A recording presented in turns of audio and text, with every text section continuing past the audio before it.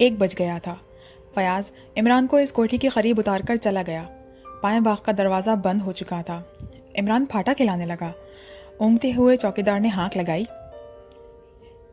प्यारे चौकीदार, मैं हूँ तुम्हारा खादिम Ali, Imran MSc PhD London.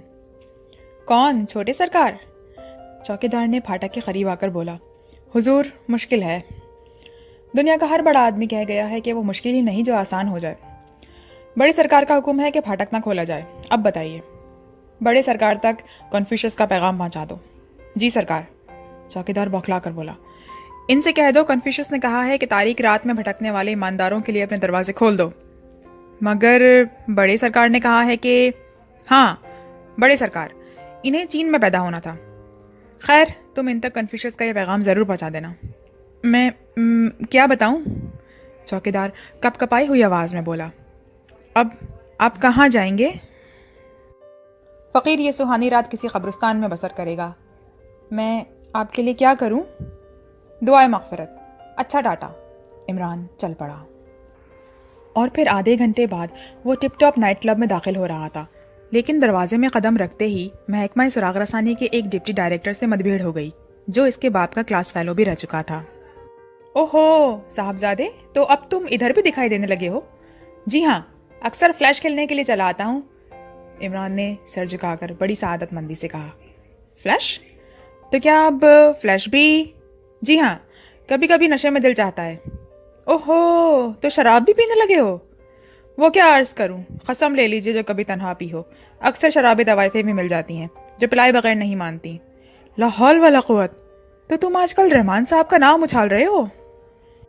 अब आप ही फरमाइए, इमरान मायूसी से बोला। जब कोई शरीफ लड़की ना मिले तो क्या किया जाए? वैसे कसम ले लीजिए, जब कोई मिल जाती है तो मैं दवाइफों पर लानत भेजकर खुदा का शुक्र अदा करता हूँ। शायद रहमान साहब को इसकी इत्तला नहीं। खैर, अगर इनसे मुलाकात हो जाए तो कन्फ्यूशियस का यह कौल दोहरा दीजिएगा कि जब किसी ईमानदार को अपनी ही छत के नीचे पनाह नहीं मिलती तो वो तारीख गलियों में भौंकने वाले कुत्तों से साजबाज कर लेता है। डिप्टी डायरेक्टर इसे घूरता हुआ बाहर चला गया। इमरान ने सीटी बजाने वाले अंदाज में होंठ सकोड़कर हॉल का जायजा लिया। इसकी नज़रें एक मेज़ पर रुक गईं, जहां एक खूबसूरत औरत अपने सामने पोर्ट की बोतल रखे सिगरेट पी रही थी। ग्लास आधे से ज़्यादा खाली था। इमरान इसके करीब पहुंचकर रुक गया। क्या मैं यहाँ बैठ सकता हूँ लेडी जहांगीर? वो खदरे झुक कर बोला। ओह तुम? लेडी जहांगीर अपनी दानी भौं उठाकर बोली। नहीं, हरगिज़ नहीं। कोई बात नहीं, इमरान मासूमियत से मुस्कुरा कर बोला। कन्फ्यूशियस ने कहा था। मुझे कन्फ्यूशियस में कोई दिलचस्पी नहीं, वो झुंझला कर बोली। तो D.H. लॉरेंस का ही एक जुमला सुन लीजिए। मैं कुछ नहीं सुनना चाहती, तुम यहाँ से हट जाओ। लेडी जहांगीर ग्लास उठाती हुई बोली। ओह, इसका ख्याल कीजिए कि आप मेरी मंगेतर भी रह चुकी हैं। Shut up. आपकी मर्जी। मैं तो आपको यह बताना चाहता था कि आज सुबह से ही मौसम बहुत खुशगवार है। वो मुस्करा पड़ी। बैठ जाओ, इसने कहा और एक ही सांस में गिलास खाली कर गई। वो थोड़ी देर अपनी नशीली आंखें इमरान के चेहरे पर जमाए रखी, फिर सिगरेट का एक तवील कश लेकर आगे झुकती हुई आहिस्ता से बोली।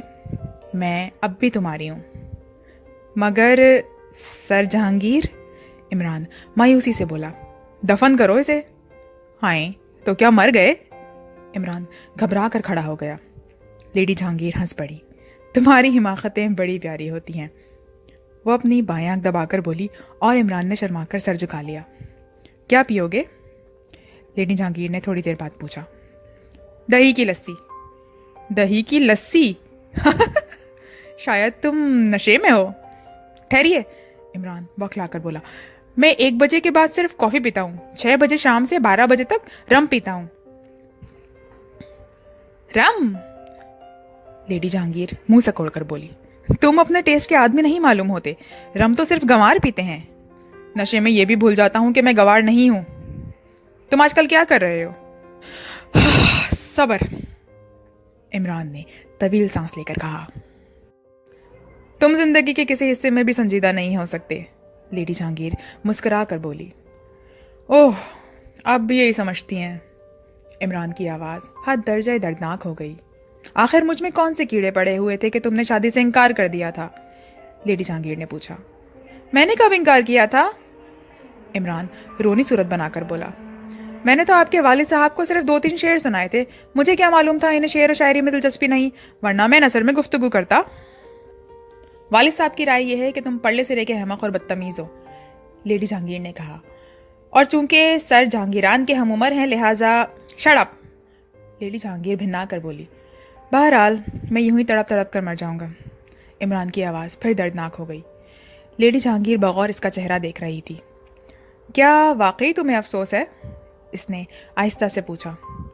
یہ تم پوچھ رہی ہو، اور وہ بھی اس طرح جیسے تمہیں میرے بیان پر شبہ ہو۔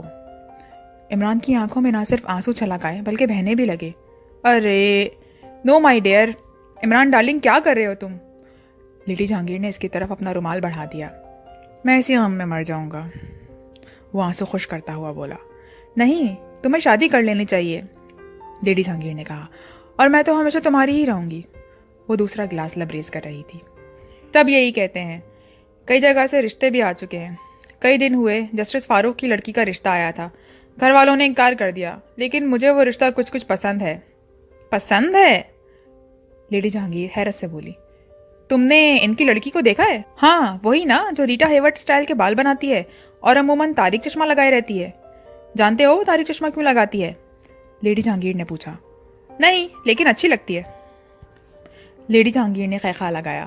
وہ اس لیے تاریک چشمہ لگاتی ہے کہ اس کی ایک آنکھ غائب ہے۔ ہائیں؟ عمران اچھل پڑا۔ اور غالباً اسی بنا پر تمہارے گھر والوں نے یہ رشتہ منظور نہیں کیا۔ تم اسے جانتی ہو؟ عمران نے پوچھا۔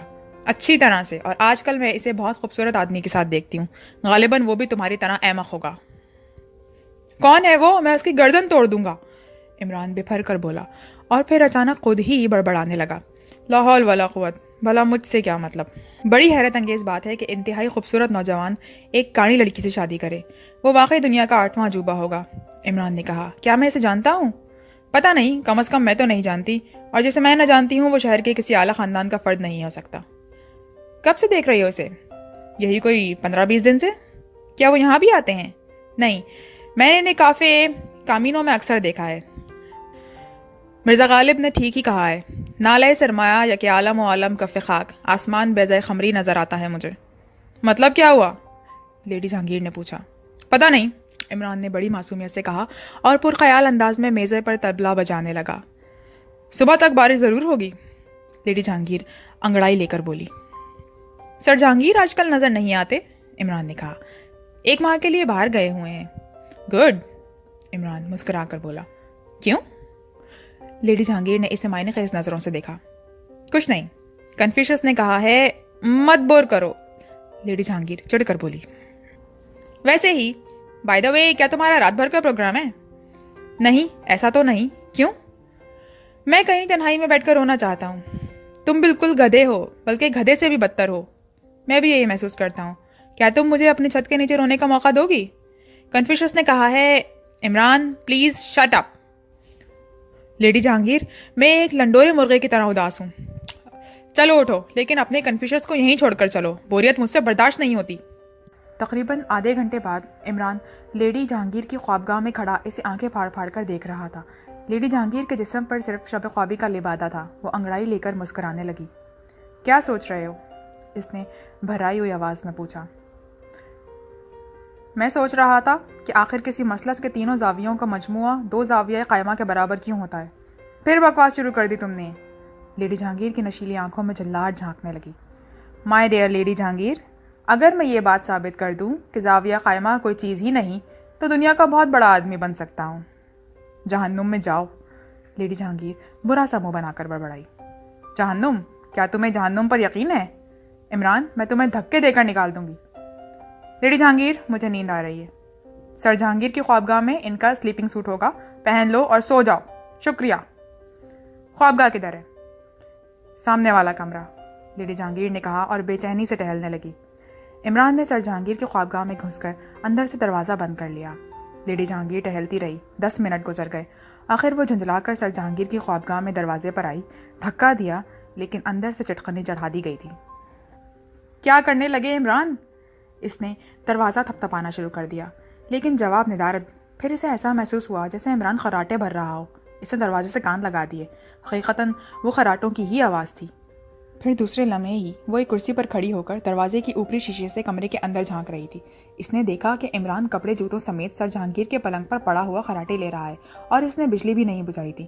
وہ اپنے ہونٹوں کو دائرے کی شکل میں سکوڑے عمران کو کسی بھوکی بلی کی طرح گھور رہی تھی۔ پھر اس نے ہاتھ مار کر دروازے کا ایک شیشہ توڑ دیا۔ نوکر شاید شاگرد پیشے میں سوئے ہوئے تھے، ورنہ شیشے کے چھناکے ان میں سے ایک آدھ کو ضرور جگا دیتے۔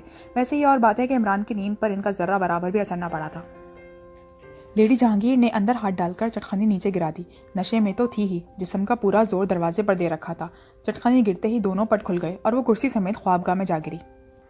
عمران نے غنودہ آواز میں کراہ کر کروٹ بدلی اور بڑبڑانے لگا، ہاں ہاں، سینتھلک گیس کی بو کچھ میٹھی میٹھی سی ہوتی ہے۔ پتہ نہیں وہ جاگ رہا تھا یا خواب میں بڑبڑا رہا تھا۔ لیڈی جہانگیر فرش پر بیٹھی اپنی پیشانی پر ہاتھ پھیر کر بسور رہی تھی۔ 2-3 منٹ بعد وہ اٹھی اور عمران پر ٹوٹ پڑی۔ سور کمینہ، یہ تمہارے باپ کا گھر ہے، اٹھو نکلو یہاں سے۔ وہ اسے بری طرح جھنجھوڑ رہی تھی۔ عمران بھوکلا کر اٹھ بیٹھا۔ ہیں، کیا سب بھاگ گئے؟ دور ہو جاؤ یہاں سے۔ لیڈی جہانگیر نے اس کا کالر پکڑ کر جھٹکا مارا۔ ہاں ہاں سب ٹھیک ہے۔ عمران اپنا گریبان چھڑا کر پھر لیٹ گیا۔ اس بار لیڈی جہانگیر نے بالوں سے پکڑ کر اسے اٹھایا۔ ہیں، کیا ابھی بھی نہیں گیا؟ عمران جھلا کر اٹھ بیٹھا۔ سامنے ہی قدادہ آئینہ رکھا ہوا تھا۔ اوہو، تو آپ ہیں؟ وہ آئینے میں اپنا عکس دیکھ کر بولا، اور پھر اس طرح مکہ بنا کر اٹھا جیسے اس پر حملہ کرے گا۔ اس طرح آہستہ آہستہ آئینے کی طرف بڑھ رہا تھا جیسے کسی دشمن سے مقابلہ کرنے کے لیے پھونک پھونک کر قدم رکھ رہا ہو۔ پھر اچانک سامنے سے ہٹ کر ایک کنارے پر چلنے لگا۔ آئینے کے قریب پہنچ کر دیوار سے لگ کر کھڑا ہو گیا۔ لیڈی جہانگیر کی طرف دیکھ کر اس طرح ہونٹوں پر انگلی رکھ لی جیسے وہ آئینے کے قریب نہیں بلکہ کسی دروازے سے لگا کھڑا ہو اور اس بات کا منتظر ہو کہ جیسے ہی دشمن دروازے میں قدم رکھے گا وہ اس پر حملہ کر بیٹھے گا۔ لیڈی جہانگیر حیرت سے آنکھیں پھاڑے اس کی یہ حرکت دیکھ رہی تھی، لیکن اس سے قبل کہ وہ کچھ کہتی، عمران نے پینترا بدل کر آئینے پر ایک گھونسا رسیدی کر دیا۔ ہاتھ میں جو چوٹ لگی تو ایسا معلوم ہوا جیسے وہ یک بیک ہوش میں آ گیا ہو۔ لا حول ولا قوت، وہ آنکھیں مل کر بولا اور کھنسیانی ہنسی ہنسنے لگا۔ اور پھر لیڈی جہانگیر کو بھی ہنسی آ گئی، لیکن وہ جلد ہی سنجیدہ ہو گئی۔ تم یہاں کیوں آئے ہو؟ اوہ، میں شاید بھول گیا، شاید اداس تھا۔ لیڈی جہانگیر تم بہت اچھی ہو، میں رونا چاہتا ہوں۔ اپنے باپ کی خبر پر رونا، دفع ہو جاؤ یہاں سے۔ لیڈی جہانگیر کنفیوشس، وہ شٹ اپ۔ لیڈی جہانگیر اتنی زور سے چیخی کہ اس کی آواز بھر آ گئی۔ بہت بہتر، عمران سعادت مندانہ انداز میں سر ہلا کر بولا، گویا لیڈی جہانگیر نے بہت سنجیدگی اور نرمی سے کوئی نصیحت کی تھی۔ یہاں سے چلے جاؤ۔ بہت اچھا، عمران نے کہا اور اس کمرے سے لیڈی جہانگیر کی خوابگاہ میں چلا آیا۔ وہ اس کی مسیری پر بیٹھنے ہی جا رہا تھا کہ لیڈی جہانگیر طوفان کی طرح اس کے سر پر پہنچ گئی۔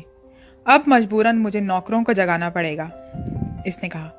اوہو، تم کہاں تکلیف کرو گی، میں جگائی دیتا ہوں، کوئی خاص کام ہے کیا؟